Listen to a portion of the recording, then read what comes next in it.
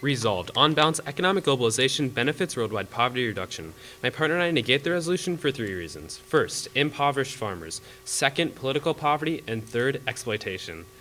First, let's look, we define poverty as the UN does. Today it is widely held that one cannot consider only the economic part of poverty. Poverty is also social, political, and cultural. Moreover, it is considered to undermine human rights. Our first point is impoverished farmers. Dale Wen, a project fellow with the International Forum on Globalization, wrote in 2006, "The sugarcane province of Guangxi once had a thriving sugarcane economy, but when China became a member of the World Trade Organization, cheap, highly subsidized sugarcane flooded its markets, and millions of Chinese sugarcane farmers have been pushed into poverty. Sugarcane farmers in Guangxi are losing out not because their production cost is high, but because of unfair subsidies by rich countries. Sugarcane is the major cash crop for 26 million peasant farmers in Guangxi. Integration into the world market has been quite disastrous into the region." A similar situation played out in Morocco. In Morocco, Nicholas Minot with the International Food Policy Research Institute in 2010 wrote that reduced protection for agriculture in Morocco would generate aggregate welfare gains. The incomes and resources of labor would decline significantly, and agricultural wages would decline 14%. Additionally, in Mexico, the Global Exchange found in 2011 that Mexican farmers now earn 70% less and pay 50% more after joining NAFTA. Along with that, they contend that food prices have risen, and the Gale Group in 2011 said that by joining NAFTA, 2 million farmers have been driven off their lands. Our second point is the increase in political poverty. Joseph Stiglitz, who won the Nobel Prize in Economics, wrote in 2011 that inequality massively distorts our foreign policy. With the top 1% in charge, the notion of balance and restraint goes out the window, because foreign policy by definition is about balancing national interests and national resources.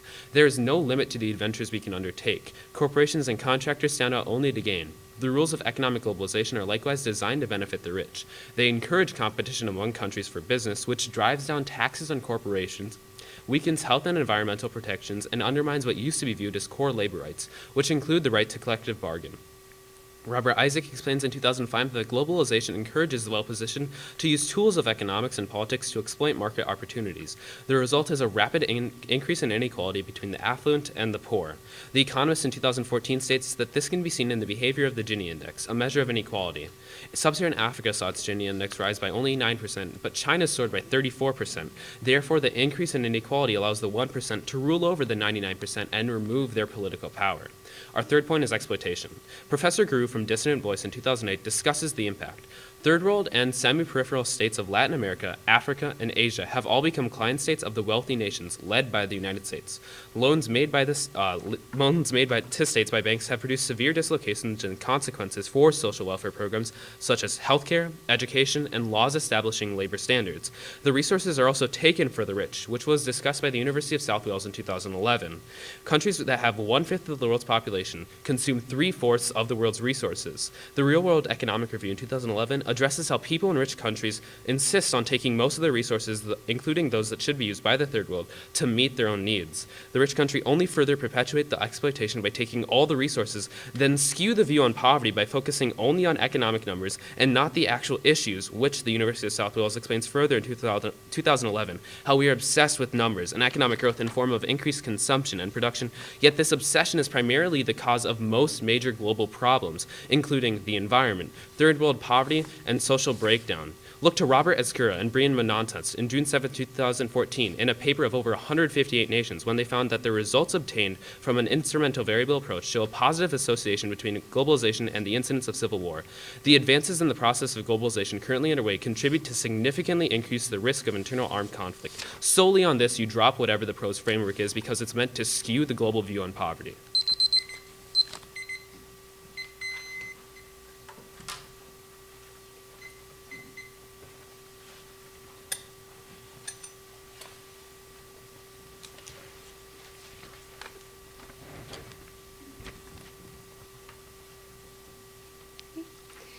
Anthony J. D'Angelo remarked, "When solving problems, dig at the roots instead of just hacking at the leaves. Because economic globalization attacks the roots of poverty, we affirm the resolution stating, resolved. On balance, economic globalization benefits worldwide poverty reduction." We offer the following definition. The University of Kansas Law Review defines economic globalization simply as national economies integrating into the international economy. Economic globalization benefits poverty reduction in the following 3 ways. 1. Globalization improves the economic conditions of the poor. People in poverty need economic opportunity to rise up out of poverty. Globalization provides them this opportunity. Subpoint A, income inequality. Eduardo Porter from the New York Times reported in March of 2014 that 2 decades of globalization has produced a fairly benign outcome. Income inequality has, in fact, declined. With the poor receiving higher incomes from globalization, they have been able to close the gap between the rich and the poor, giving them more economic opportunities. More opportunities are given in our subpoint B, foreign investment. The National Bureau of Economic Research stated in 2014 that the poor are more likely to share in the gains from globalization when workers enjoy maximum mobility. The evidence strongly suggests that export growth and income foreign investment have reduced poverty. Through economic globalization, foreign investors are able to give the poor and developing countries money or capital in order to help them get on their feet and move forward economically. And poverty is more than just money, however, which leads us to our second point: globalization increases access to resources. People in poverty also need resources to access those resources in order to improve their condition. Globalization provides them with these. Subpoint A, environment. Vincent Wilmot from the World Poverty Organization acknowledged in 2015 that the environment can help cause, maintain, or worsen general human poverty. If a person does not have water or gets sick from air pollutants, it makes sense that they cannot improve their condition. However, Josephine Balzac from the Loyola University Chicago International Law Review found in 2013 that trade liberalization facilitates the transfer of technology, which improves efficiency, innovation, and can reduce negative impacts on the environment. People also need access to these preserved resources, though, which brings us to our subpoint B, infrastructure. Jean-Paul Rodrigue from the Hofstra University stated in 2006 that globalization has been supported and expanded by the development of modern transport systems. The capacity of many segments of transport system has been stretched by additional demands tying up long-distance transportation modes. Globalization improves economies by increasing trade, but also demands for more infrastructure to maintain this trade. With more infrastructure comes a higher access to goods. It is hard to capitalize on these opportunities and resources, though, if a country is in conflict. And that brings us to our third and final point: globalization prevents conflict. Subpoint A, conflict causes poverty. World Vision claimed in 2007 that wars and conflict are major causes of poverty and suffering. They kill and injure thousands and leave many orphaned and homeless and make the poorest people even poorer. Globalization helps prevent this exacerbation of poverty, however, leading us to our subpoint B, trade prevents conflict. Eric Weedy from the Independent Review reported in 2004 that quantitative studies provide a great deal of evidence for a causal chain running from free trade to the avoidance of military conflict, as well as for another causal relationship between trade or economic openness and conflict avoidance. Countries are less likely to wage war on each other if their economies are intertwined with each other in trade. This eliminates one of the primary causes of poverty. Overall, we as the Pro Team will show you in today's debate how economic globalization reduces poverty in the status quo and in the future by addressing the root causes of poverty. By improving the economic conditions of the poor with income inequality and foreign investment, increasing access to resources with environment and infrastructure, and preventing conflict with trade, economic globalization has contributed to the reduction of poverty by 500 million people in the past 30 years. For these reasons, in this afternoon's debate, I can only urge a pro ballot.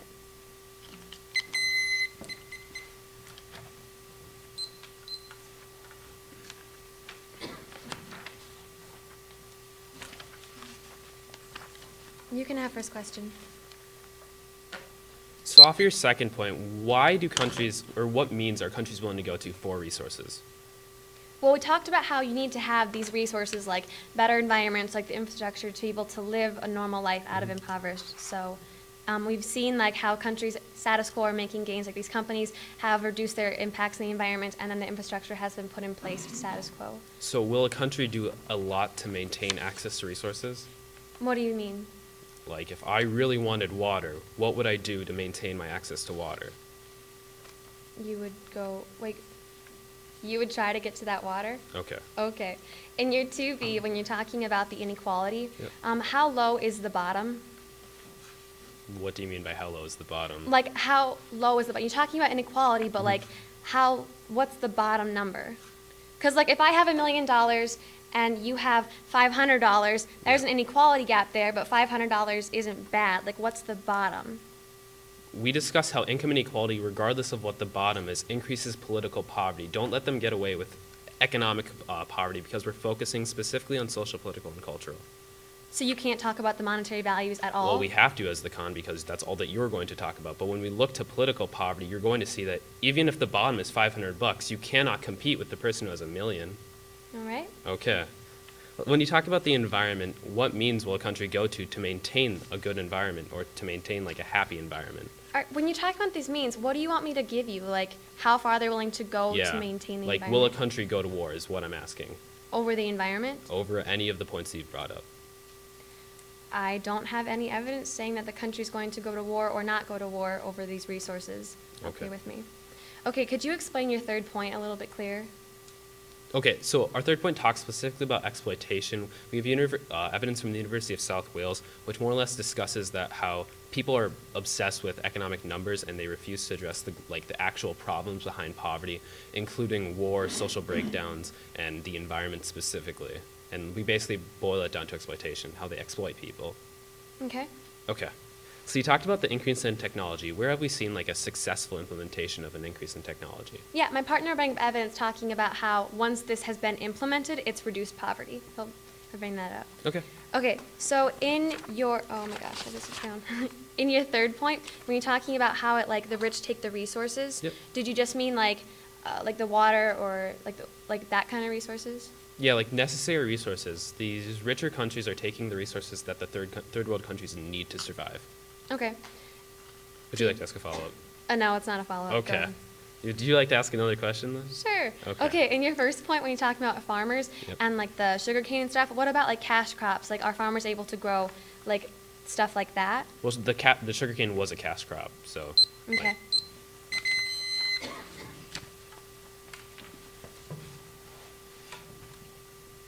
Can you sprint through some prep time? Okay, thank you.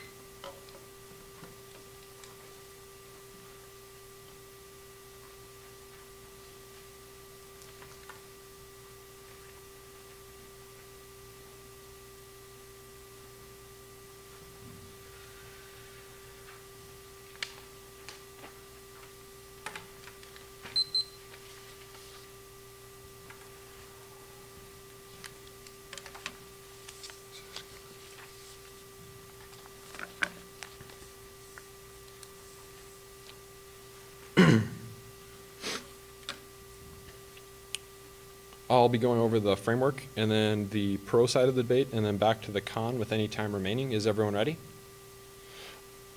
All right, so starting on framework, you definitely want to be preferring our framework because we address it specifically with the University of South Wales evidence. When you focus only on the economic numbers of poverty, you actually see that's where poverty is actually exacerbated when you don't focus on other issues besides the poverty. Getting onto that, we first look at their first point. They talk about the economic condition, and their subpoint A talks about income inequality. However, first, that's only from March 2014. Our economist evidence definitely postdates that when we talk about how income inequality is actually increasing in both China and sub-Saharan Africa. And the warrant for this actually also comes from The Economist in September 2nd, 2014, and that multinationals in poor countries often employ skilled workers, and workers in foreign-owned and subcontracting clothing, footwear factories in Vietnam rank in the top 20% of the country's population household expenditure. But by contrast, unskilled workers or the poor ones in rural areas tend to not have such opportunities. Globalization can boost the wages of skilled workers who are already out of poverty while crimping those of the unskilled who still are in.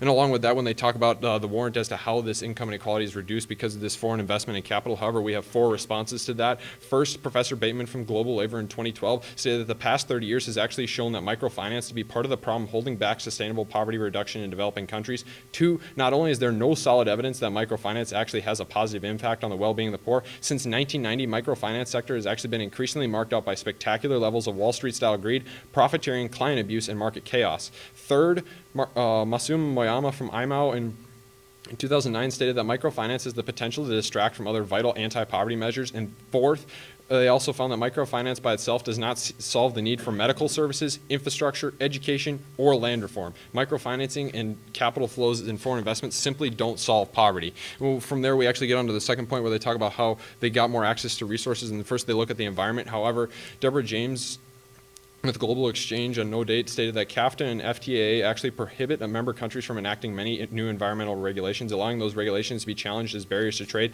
This actually flows into our political poverty and exploitation points because we're looking at actually countries like the United States exploiting other countries for their resources and then not letting these countries to actually build legislation to protect it. It's actually just being exploited. Along with that, globalization encourages deforestation. John Howard with the OECD in 2013, globalization encourages deforestation. Deforestation is mainly due to the conversion of forests into agricultural land, especially in developing countries. Take Brazil, for example. This dynamism involved deforestation, converting part of the rainforest into farmland. What we see when they're cutting into farmland is definitely going to be decreasing the access of resources to the poor, because they're simply not going to be able to have resource to access. And we also see extinction of species would come along with that, because when you see the reduction in areas such as the rainforest, you see increasing amounts of endangered species that show up. But along with that, they're also polluting the water. Barlow and Environment Alternatives in 2000, economic globalization integrates the economies, unleashes industrial production to new levels. In the world's 850 free trade zones, waters are criminally polluted.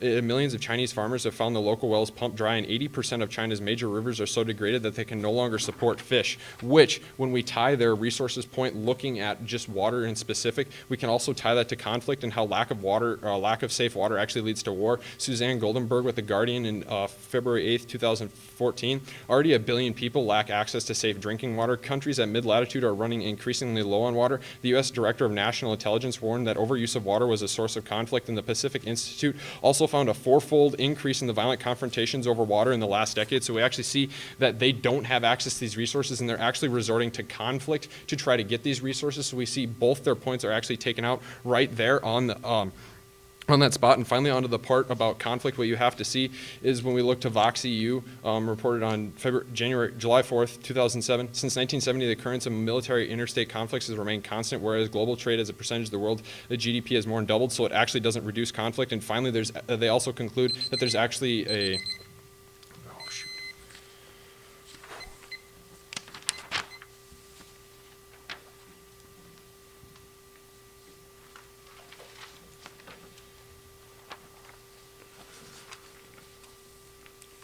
All right, first I will be addressing the con side of the flow, and then I will be strengthening our pro side.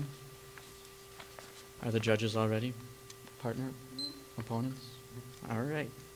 All right, so first, when we look to today's resolution, we as the pro team need to prove to you that globally, worldwide poverty has actually reduced. And according to Yale Global in 2011, these researchers combined the most recent country survey data of household consumption with the latest figures on private consumption growth, and they generated global poverty estimates from 2005 up to the present day. And never before have so many people been lifted out of poverty over such brief period of time. Not only is poverty rapidly falling, it's falling across all regions and most countries. So globally, the statistics support us that globalization is decreasing poverty. If we go on more specifically to their point of farmers, we have two responses to this. First, according to Ventures on February 2nd of 2015, the reason that African farmers are struggling is first because of the well-known huge infrastructure gap, which has been the starting point for remediation. Other obstacles include the adverse effects of climate change, the mismatch between education outputs, and the economy needs. So what we are seeing here, since we actually improve infrastructure, we are going to be helping these farmers that are being hurt, and we also decrease the environmental impact, so these farmers are going to be able to thrive more and compete globally.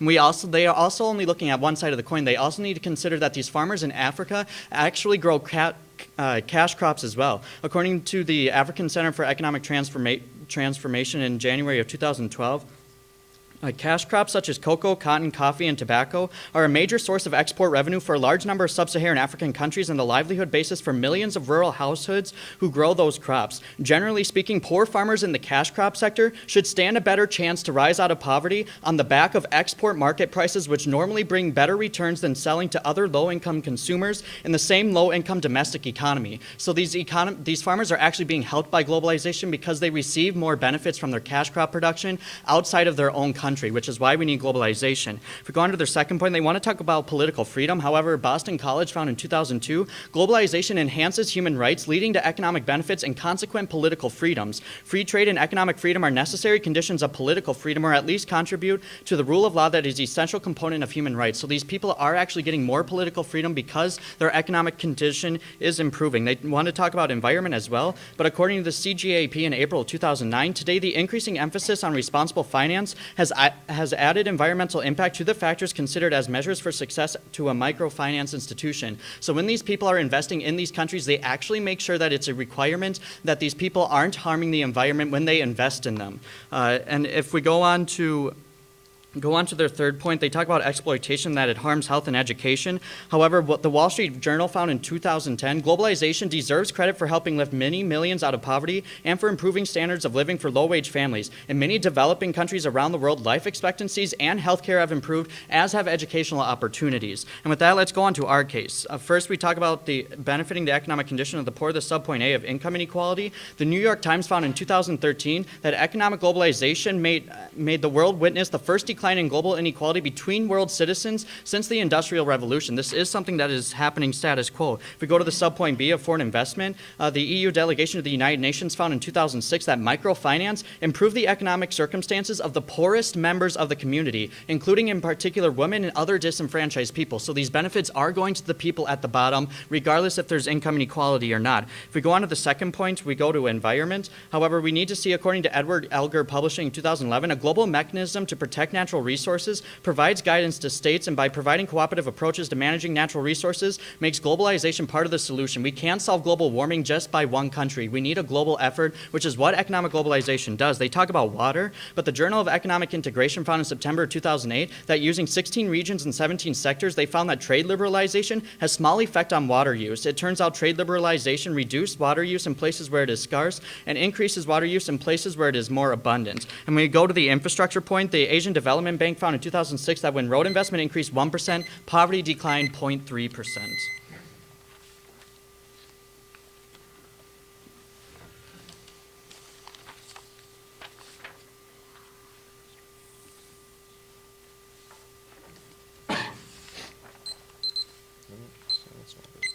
There we go. Everyone ready back there? Okay. On that last piece you read, talking about how trade has a small effect on water use, when you talk about like Africa especially relying on agriculture, wouldn't we see that they'd actually see an increase in water use to try to keep up their agriculture? Like you say, the attack on our place, like they rely on cash crops, but then you say they use less water. Like, where do you prove a correlation between the two? Right, just because the farmers are using more water, if the citizens in the city are using less water, we could still see a net decrease in water use. So just because water use decreased doesn't mean that the farmers' use of water increased. We could also see a net increase. Right, but our evidence states that the result was a net decrease. Okay, you got a question. Okay, you talk about against our foreign investment points. You state a lot of evidence that said microfinance could do this or that it may potentially distract. Did you provide any evidence stating that concrete it's causing these things? Yeah, we provide evidence that states concrete. There's been no positive evidence that's ever said microfinance has ever decreased poverty. Okay, can we see all the evidence you read against our foreign investment? Yeah, he'll find it. You can ask a question. There you go. Okay, you talk about deforestation and species like dying. How does that relate back to poverty? What I have to see is when you look at like access to food, like the hunting of animals is definitely going to be like something that the poor are going to rely on. And if we see that they're extinct, that would obviously hurt. But also a lot of people rely on things such as like the forest to get some of their income. And we see when the forest is taken away, they're not going to be able to access that income. So how big of an impact is this? Did you read any evidence on that? We didn't read any evidence on the size of this impact, but compared to like the impact that you try to give, it's definitely going to outweigh. How do we know that if you haven't provided us any evidence to weigh against our point? Okay, what do you provide as an impact? Like, what's we the have benefit? decreased poverty by 500 million people. Solely because of that more access to the environment, even though they pollute all the water and we have 1 billion people living in unsafe water conditions. Right, but we're also saying that economic globalization is helping solve those problems. Just because it's happening in the status quo doesn't mean it was caused by globalization. How is it helping to solve this?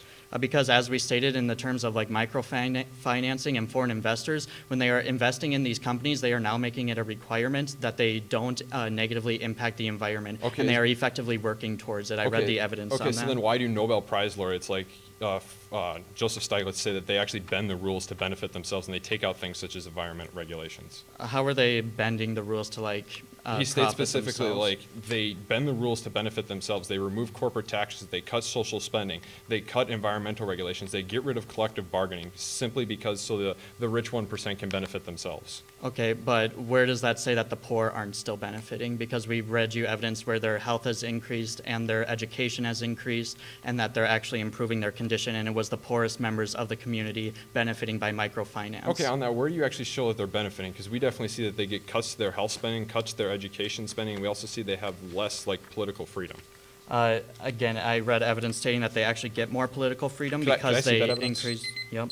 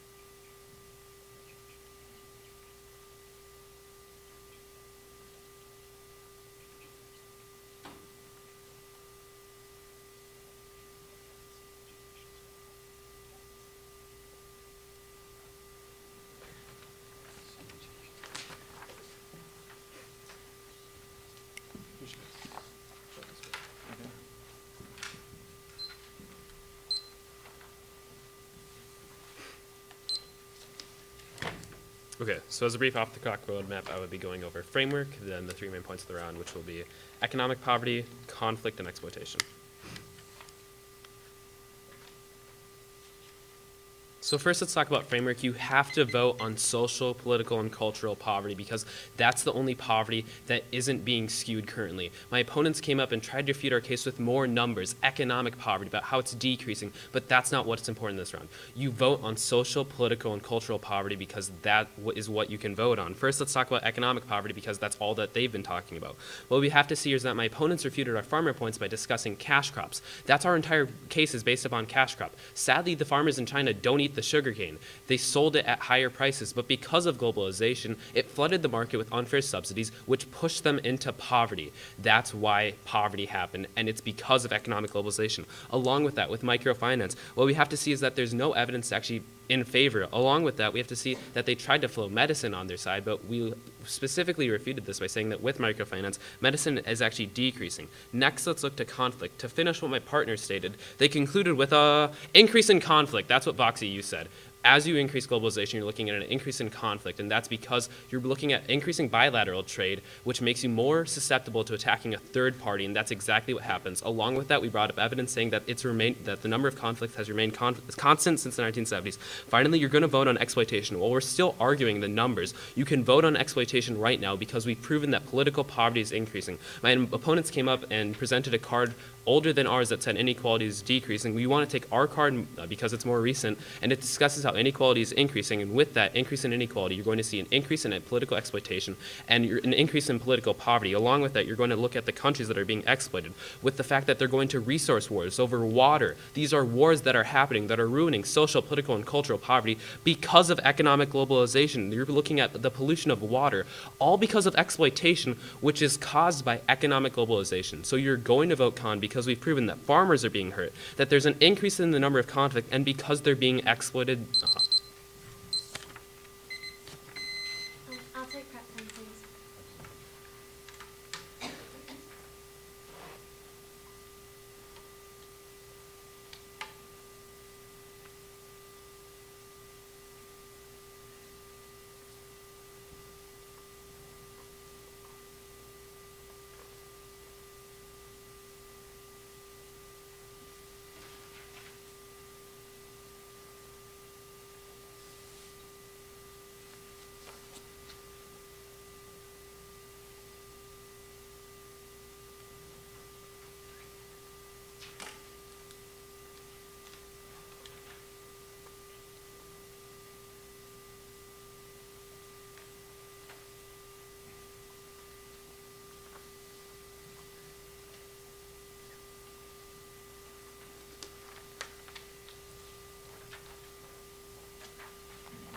Okay, I'm just going to go over the 3 main points in today's debate.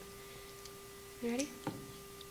So we have to look whichever team harms the root causes of poverty or helps the root causes of poverty. As the pro team, we're able to show you that we're helping, first of all, at the economy point. With the inequality, they try to tell you, like, they have a more recent card, but their card only focused on China and Sub-Sahara. We give you a 2014 global statistic talking about how over 20 years study, inequality has gone down.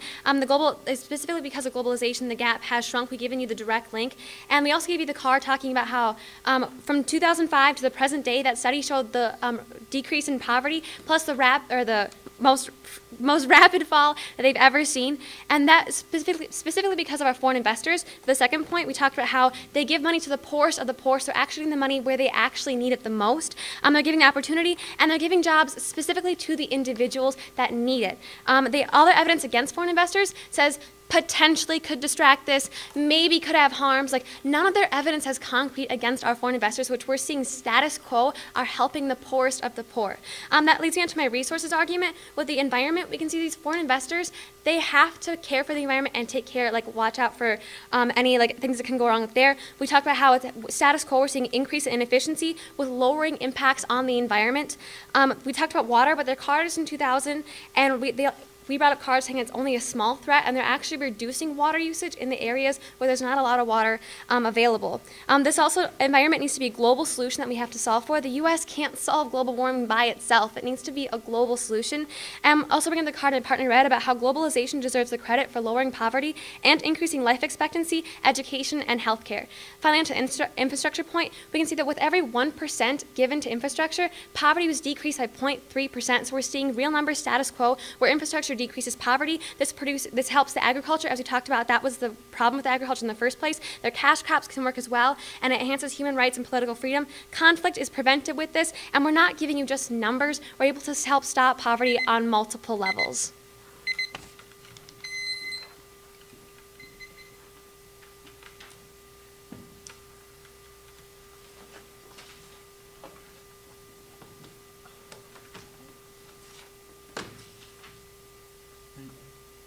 Can we have that evidence back? No problem. Thank you, Brad. Yeah. Okay, can I ask a question too?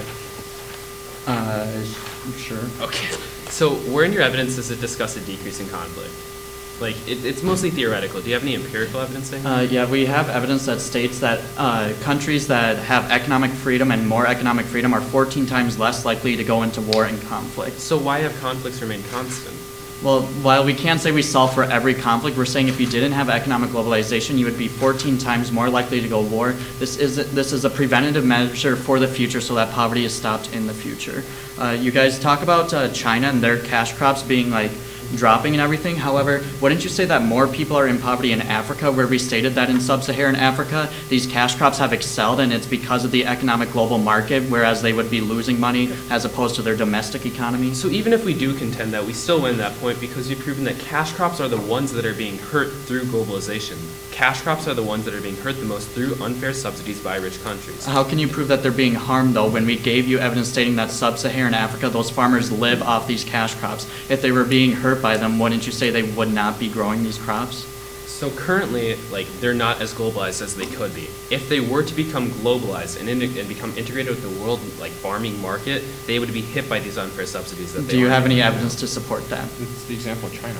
Like, Okay, but is the same thing that happened with China going to happen in countries in Africa? It happened in China, Morocco, and in Mexico.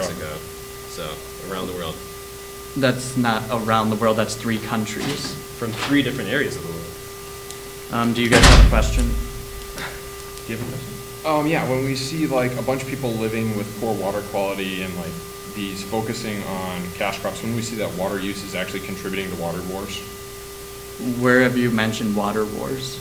I brought it up in my rebuttal, talked about how there's actually 4 times as much conflict now than there is in the past over conflicts over water in like the Middle East. And that was and South specifically Africa. because economic globalization increased water use? No, I was talking actually more about water quality. Like there's less like quality water because a lot of it's being polluted either by like industrial chemicals or like chemical fertilizers have been polluting all the water, so they don't And have like. is fresh that water. something that's unique to economic globalization, or was pollution there Yeah, we before definitely bring up how economic like globalization? the specific example of like in China, they have most of the wells have actually run dry, and like 80% of the aquifers are actually contaminated by industrial pollutants. Okay, if all this is happening, why has China been the country that's had the most decrease in poverty? Because of other means, not economic globalization. Like the base of this. What point- other means are there than why? agricultural sport? Like the agricultural spurt Like- that happened right after. But I thought they were being decolonized. harmed. No, that was before they globalized. Like they grew a lot, reduced a lot of poverty, then they globalized, and a bunch of people were actually like farmers were pushed into poverty because now they didn't have like financial protections for them. Can you use the remainder of our prep time? How much prep time do you have? All right, Cool, thank you.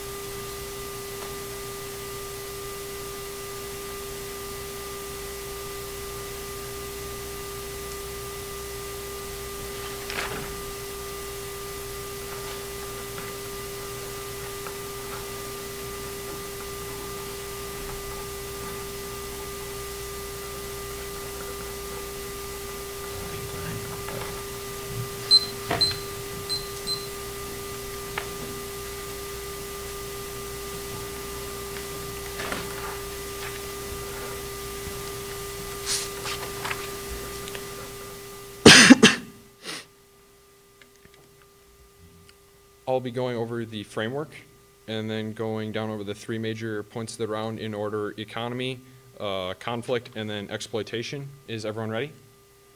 Okay, so starting off with the framework, they basically dropped that in the last speech, so you're definitely going to be wanting to weigh this round based on social, political, cultural poverty, although they're probably going to still bring up some economic numbers, so I guess we'll tackle that first. When we look at, the fact is, when you look at the economic numbers, inequality is actually increasing. They bring up a fact that it may have decreased because globalization went up, inequality decreased. However, we actually provide you with warrants as to why our evidence would definitely be preferable. We bring up China and sub-Saharan Africa as specific examples where inequality has decreased. We also bring up Robert Isaac and Stieglitz, who talk about how they, the top 1% actually use the rules of economic globalization, bend it to their own will so that they can maximize the benefits from themselves. They get rid of environmental regulations. They get rid of collective bargaining, which takes away people's political rights. They get rid of they also get rid of other things like environmental protection rights, which are definitely going to be harmful. But along with that, you look at the farmer's point, and they try to bring up how just this like one specific example in Africa. However, Africa is the one that's suffering from these water shortages, so they definitely can't be benefiting there. That's where the water wars are really happening.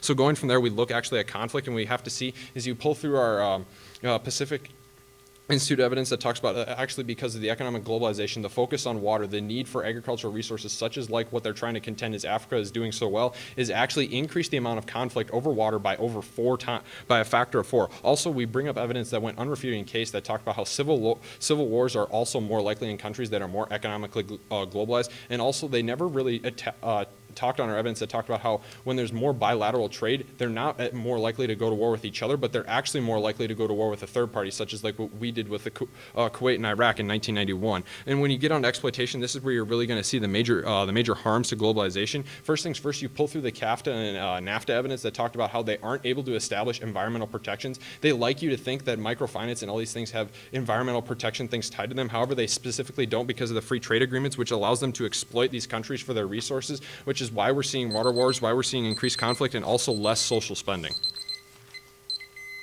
I'll use the remainder of prep time, please. Okay.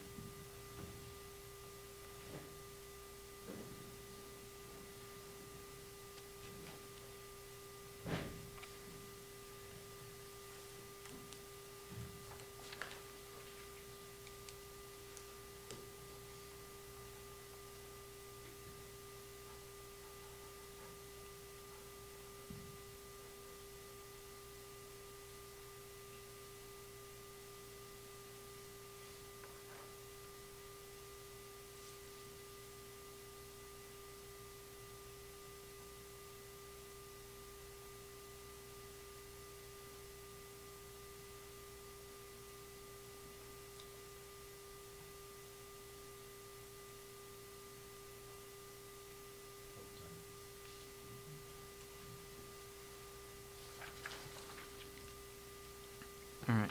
I will just be going over the main issues in today's debate. Opponents ready? Judges? Partner? All right.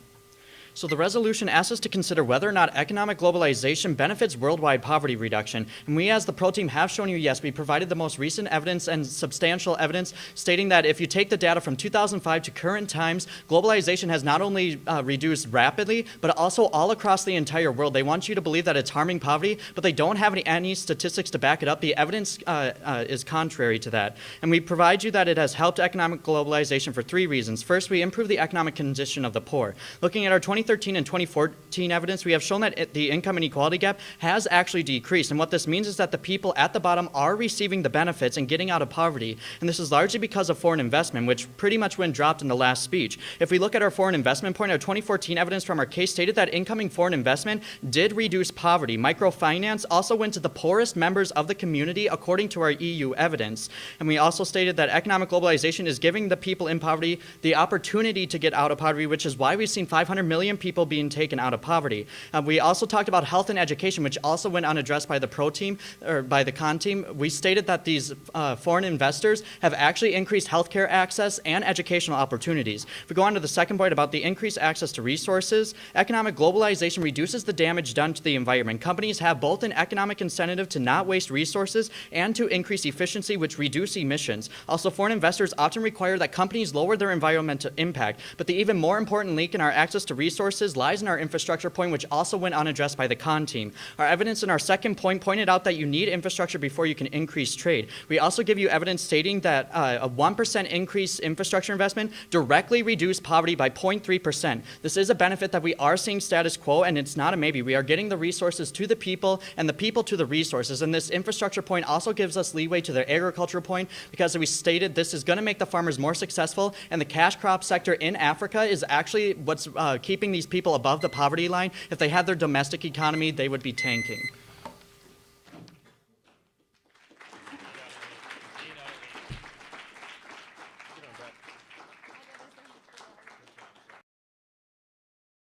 We offer the following definition. The University of Kansas Law Review defines economic globalization simply as national economies integrating into the international economy. Economic globalization benefits poverty reduction in the following three ways. 1. Globalization improves the economic conditions of the poor. People in poverty need economic opportunity to rise up out of poverty. Globalization provides them this opportunity. Subpoint A, income inequality. Eduardo Porter from the New York Times reported in March of 2014 that 2 decades of globalization has produced a fairly benign outcome. Income inequality has, in fact, declined. With the poor receiving higher incomes from globalization, they have been able to close the gap between the rich and the poor, giving them more economic opportunities. More opportunities are given in our subpoint B, foreign investment. The National Bureau of Economic Research stated in 2014 that the poor are more likely to share in the gains from globalization when workers enjoy maximum mobility. The evidence strongly suggests that export growth and income foreign investment have reduced poverty. Through economic globalization, foreign investors are able to give the poor in developing countries money or capital in order to help them get on their feet and move forward economically. And poverty is more than just money, however, which leads us to our second point. Globalization increases access to resources. People in poverty also need resources to access those resources in order to improve their condition. Globalization provides them with these. Subpoint A, environment. Vincent Wilmot from the World Poverty Organization acknowledged in 2015 that the environment can help cause, maintain, or worsen general human poverty. If a person does not have water or gets By joining NAFTA, 2 million farmers have been driven off their lands. Our second point is the increase in political poverty. Joseph Stiglitz, who won the Nobel Prize in Economics, wrote in 2011 that inequality massively distorts our foreign policy. With the top 1% in charge, the notion of balance and restraint goes out the window, because foreign policy by definition is about balancing national interests and national resources. There is no limit to the adventures we can undertake. Corporations and contractors stand out only to gain. The rules of economic globalization are likewise designed to benefit the rich. They encourage competition among countries for business, which drives down taxes on corporations, weakens health and environmental protections, and undermines what used to be viewed as core labor rights, which include the right to collective bargain. Robert Isaac explains in 2005 that globalization encourages the well-positioned to use tools of economics and politics to exploit market opportunities. The result is a rapid increase in inequality between the affluent and the poor. The Economist in 2014 states that this can be seen in the behavior of the Gini index, a measure of inequality. Sub-Saharan Africa saw its Gini index rise by only 9%, but China soared by 34%. Therefore, the increase in inequality allows the 1% to rule over the 99% and remove their political power. Our third point is exploitation. Professor Guru from Dissident Voice in 2008 discusses the impact. Third world and semi-peripheral states of Latin America, Africa, and Asia have all become client states of the wealthy nations, led by the United States. Loans made to states by banks have produced severe dislocations and consequences for social welfare programs such as healthcare, education, and laws establishing labor standards. The resources are also taken for the rich, which was discussed by the University of South Wales in 2011. From air pollutants, it makes sense that they cannot improve their condition. However, Josephine Balzac from the Loyola University Chicago International Law Review found in 2013 that trade liberalization facilitates the transfer of technology, which improves efficiency, innovation, and can reduce negative impacts on the environment. People also need access to these preserved resources, though, which brings us to our subpoint B, infrastructure. Jean-Paul Rodrigue from the Hofstra University stated in 2006 that globalization has been supported and expanded by the development of modern transport systems. The capacity of many segments of transport system has been stretched by additional demands tying up long-distance transportation modes. Globalization improves economies by increasing trade, but also demands for more infrastructure to maintain this trade. With more infrastructure comes a higher access to goods. It is hard to capitalize on these opportunities and resources, though, if a country is in conflict. And that brings us to our third and final point. Globalization prevents conflict. Subpoint A, conflict causes poverty. World Vision claimed in 2007 that wars and conflict are major causes of poverty and suffering. They kill and injure thousands and leave many orphaned and homeless and make the poorest people even poorer. Globalization helps prevent this exacerbation of poverty, however, leading us to our subpoint B, trade prevents conflict. Eric Weedy from the Independent Review reported in 2004 that quantitative studies provide a great deal of evidence for a causal chain running from free trade to the avoidance of military conflict, as well as for another causal relationship between trade or economic openness and conflict avoidance. Countries are less likely to wage war on each other if their economies are intertwined with each other in trade. This eliminates one of the primary... Countries that have 1/5 of the world's population consume 3/4 of the world's resources. The Real World Economic Review in 2011 addresses how people in rich countries insist on taking most of their resources, including those that should be used by the third world, to meet their own needs. The rich country only further perpetuate the exploitation by taking all the resources, then skew the view on poverty by focusing only on economic numbers and not the actual issues, which the University of South Wales explains further in 2011, how we are obsessed with numbers and economic growth in form of increased consumption and production, yet this obsession is primarily the cause of most major global problems, including the environment, third world poverty, and social breakdown. Look to Robert Ezcura and Brian Monontas in June 7, 2014, in a paper of over 158 nations when they found that the results obtained from an instrumental variable approach show a positive association between globalization and the incidence of civil war.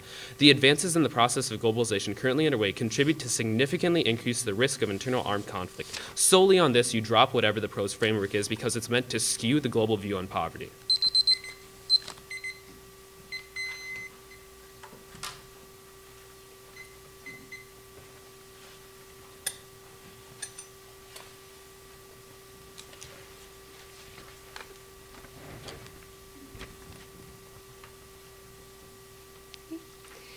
Anthony J. D'Angelo remarked, "When solving problems, dig at the roots instead of just hacking at the leaves.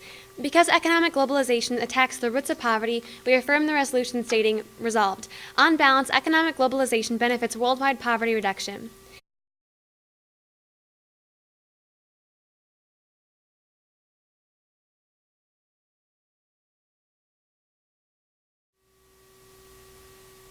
Resolved. On balance, economic globalization benefits worldwide poverty reduction. My partner and I negate the resolution for 3 reasons. First, impoverished farmers. Second, political poverty. And third, exploitation.